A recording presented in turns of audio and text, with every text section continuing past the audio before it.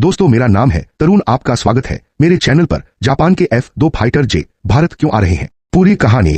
Opening.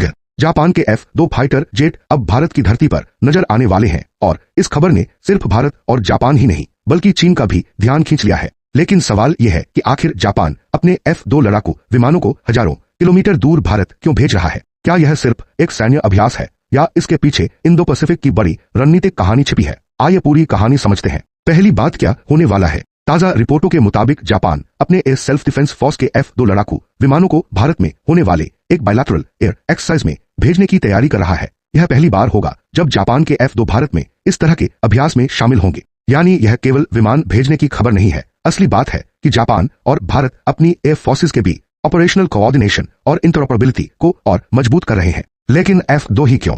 F-2 Japan का एक प्रमुख लड़ाकू विमान है जिसे मित्सुबिशी और अमेरिकी तकनीकी सहयोग के साथ विकसित किया गया था। जापान के लिए अपने लड़ाकू विमानों को विदेश में अभ्यास के लिए भेजना सामान्य घरेलू उड़ान से कहीं ज्यादा महत्वपूर्ण है, क्योंकि इससे उसकी एयर फोर्स को दूसरे देश के ऑपरेशनल एनवायरनमेंट में ट्रेनिंग और कोऑर्डिनेशन का अनुभव मिलता है। और भारत के लिए भी यह महत्वपूर्ण है, क्योंकि भारतीय वायुसेना को जापानी लड़ाकू विमानों के साथ अभ्यास करने का अवसर मिलेगा। भारत और जापान की कहानी आज से शुरू नहीं हुई। भारत और जापान पहले भी सैन्य अभ्यास कर चुके हैं। दोनों देशों का Veer guardian air exercise Bharat Japan fighter cooperation का महत्वपूर्ण उदाहरण है। 2023 में जापान में हुए अभ्यास में भारतीय Su-30 MKI और जापानी F-2 तथा F-15 विमानों ने एरियल कॉम्बैट ड्रिल्स में हिस्सा लिया था। इसके अलावा दोनों देशों के बीच आर्मी लेवल दामक गार्डियन जैसे अभ्यास भी होते हैं। 2026 में इसका 7वां संस्करण उत्तराखंड में आयोजित हुआ था। इसलिए F-2 की भारत में तैनाती को एक अकेली घटना के बजाय लगातार बढ़ते इंडो जापान डिफेंस कोऑपरेशन के हिस्से के रूप में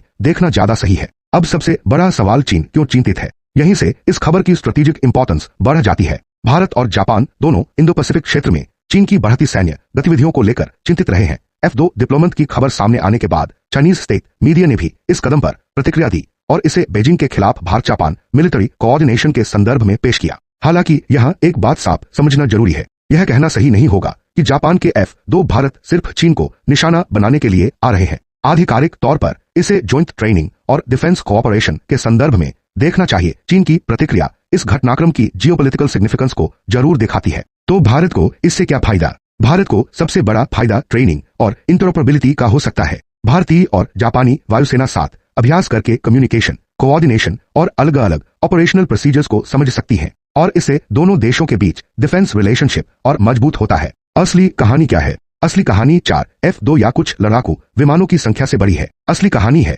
भारत और जापान का धीरे धीरे अपने डिफेंस कोऑपरेशन को जमीन से लेकर आसमान और इंडो पैसिफिक तक विस्तार देना। इसलिए F-2 की भारत में संभावित तैनाती को सिर्फ एक फाइटर डिप्लॉयमेंट की खबर नहीं बल्कि बदलते इंडो पैसिफिक सिक्योरिटी एनवायरनमेंट की एक महत्वपूर्ण घटना के रूप में देखना चाहिए। आखिरी बात, तो जापान के F-2 भारत क्यों आ रहे हैं? मुख्य वजह है ज्वाइंट एयर ट्रेनिंग और दोनों देशों के बीच डिफेंस कोऑपरेशन को आगे बढ़ाना। लेकिन इसके पीछे की स्ट्रेटेजिक सिग्निफिकेंस कहीं ज्यादा बड़ी है, क्योंकि भारत, जापान और पूरे इंडो पैसिफिक में सुरक्षा समीकरण तेजी से बदल रहे हैं और आने वाले समय में यह पार्टनरशिप किस दिशा में जाती है, इस पर पूरी दुनिया की नजर रहेगी।